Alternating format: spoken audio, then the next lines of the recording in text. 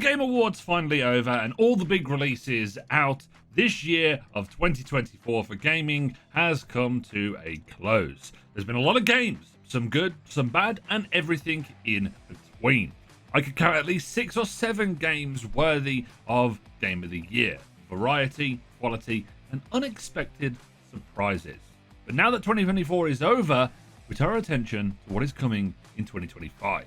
It could be a gigantic year for games as 2025 is stacked. So for the sake of your viewing pleasure, I've got out a list of games that I, and more importantly you, should be excited for in 2025. If you want to use the timestamps below to jump to the games that you're interested in, make sure to do so. But buckle up and let's talk about games in 2025. Kicking off our list, there is one game that everyone is looking to in 2025. It's from a small indie company, but you know it, and I know it, and that's GTA 6. It's unavoidable. It's slated for later on in the year. Hopefully there's no delay that pushes it into 2026, but this is easily my most wanted game of the year, and so many others.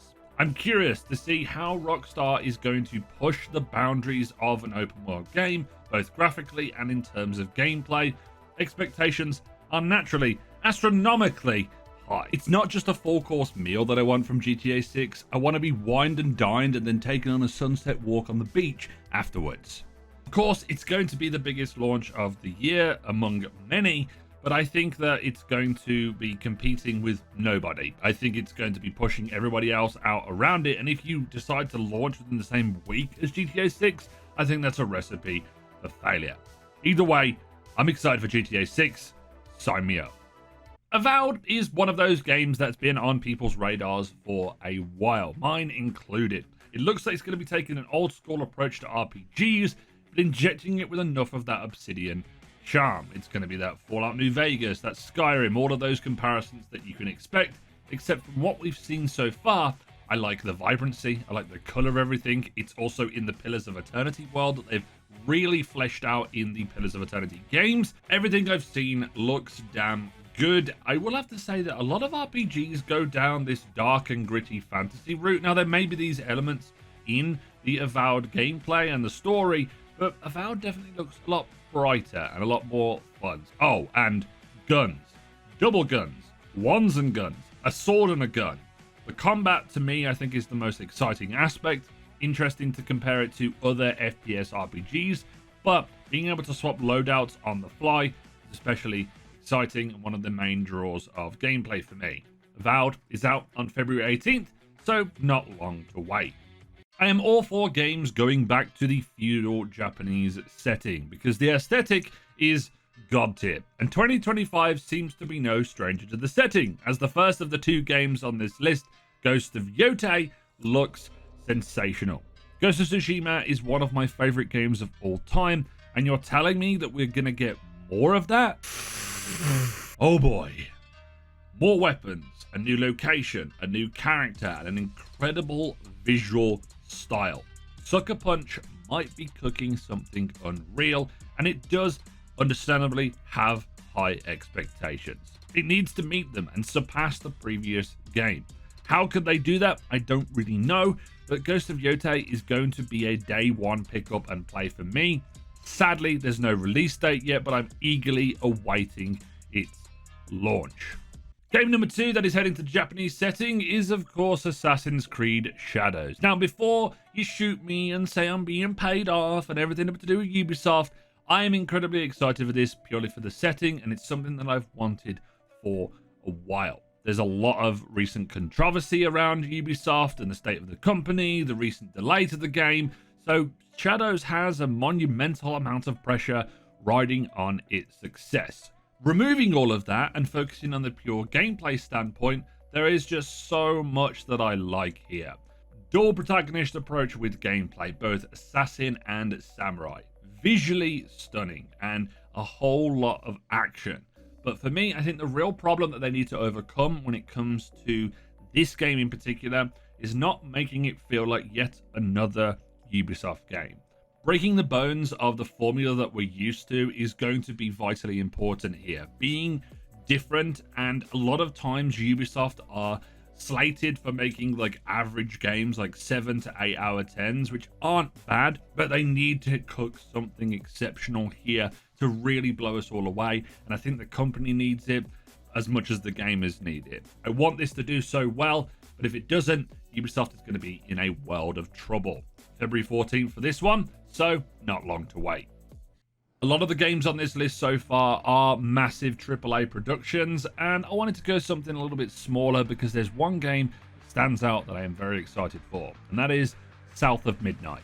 South of Midnight is scheduled for release sometime in 2025, and it's always stuck out to me, particularly because of its animation style and how that factors in gameplay. It's a mixture of lower FPS animation, but stop motion as well, and it seems very reminiscent of the Spider-Verse movies and that one filter that we got in the more recent Spider-Man games. The game is an adventure title set in the back swamps of what seems to be Louisiana or New Orleans, and I could be wrong because I am 100% British and I have no clue about what is going on out there. Every little snippet of information that we get, whether that's a trailer or some gameplay, just gets me more and more interested about this. And coming from the people that made We Happy Few, I am definitely looking forward to it and keenly hoping it doesn't get drowned out by other releases this year. No release date on this yet, so stay tuned. Just when I thought they couldn't get any wilder with Doom, they went and put it in the Dark Ages and gave us a death chill. Doom 2016 and Eternal were two of my favorite shooter experiences in the past 10 years, and following that up with yet another dark, twisted murder-thon is just what the Doctor ordered. New guns, new animations, and a medieval death dragon. Awesome. Doom, the Dark Ages is looking insane. How this ties into the whole world of blowing Mars up and destructions of millions of demons, I'm not so sure, but give me a shotgun, give me things to kill, and I won't be disappointed. I think it's a crying shame that there is no release date yet for this apart from 2025. I need it now. Fable has been a long time coming, 14 years to be exact since the last release of Fable 3, and I remember those games quite fondly. Here, in the year of 2024, now going into 2025, we have a new Fable game upon us. Being helmed by Playground Games, there is no doubt that this game is going to look visually stunning. Have you seen the Forza games? My only doubt is how you're taking a racing sim developer and then having them pivot into the fantasy RPG genre. That's going to be the biggest red flag or concern that a lot of people have. But I'm excited either way at the prospect of a new Fable game. I have my doubts, sure, but does that mean I'm not going to play it? Hell no. I just hope and pray that it's good. Once again, no release outside of 2025. One of the biggest surprises of the Xbox showcase back in early June was Expedition 33. There is like Clara Obscura, but I'm just going to call it Expedition 33. It's a modern take on a turn-based RPG. For years, I've seen Japanese developers dominate this space. Metaphor, Final Fantasy, Persona, Octopath, and so many more. And I've yet to see any Western studios really take a crack outside of a few indie titles. Expedition 33 looks to be changing that.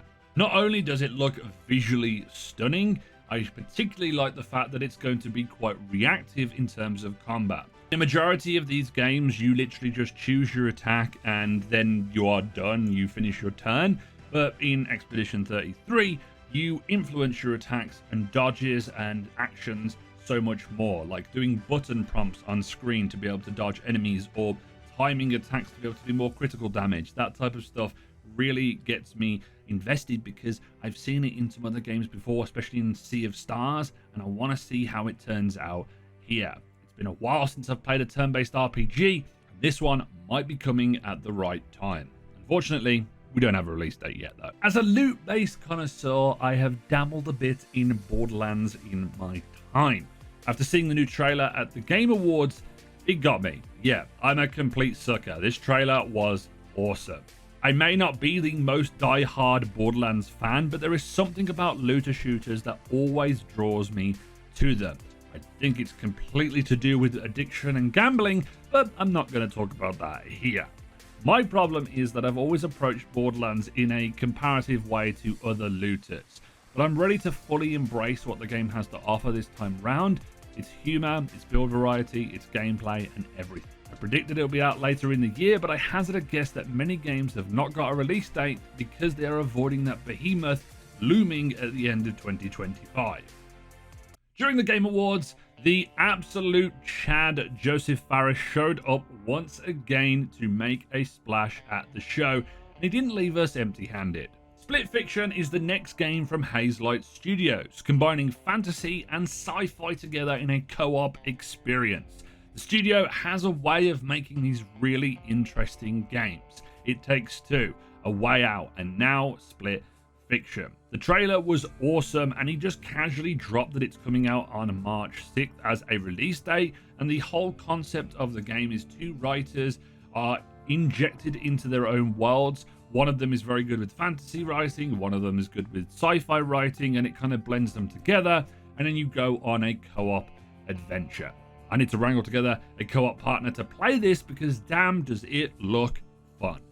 That was just 10. I repeat, 10 games that are coming in 2025, and I've got a whole lot more, but for the sake of not making this video 20 minutes long, let me rapid fire off all the other titles. So get ready and take a deep breath. Killing Floor 3, Elden Ring Night Rain, Dying Light the Beast, The Outer Worlds 2, Civilization 7, Eternal Strands, Monster Hunter Wilds, Kingdom Come Deliverance 2, Death Stranding 2, Like a Dragon Pirate Yakuza, Atonfall, Dispatch, Crimson Desert, and the first Berserker. Damn, that's a lot of games. There are so many games to talk about and be excited for. I didn't even mention the kick-ass trailers from the Game Awards, such as The Witcher 4, oh my god, Intergalactic, Onimusha, and just 2 days ago that wasn't at the Game Awards, we had the Exodus trailer, the follow-up to, like, spiritual successor to Mass Effect. 2025 is shaping up to be a banger. Now I just need to find the time to play everything.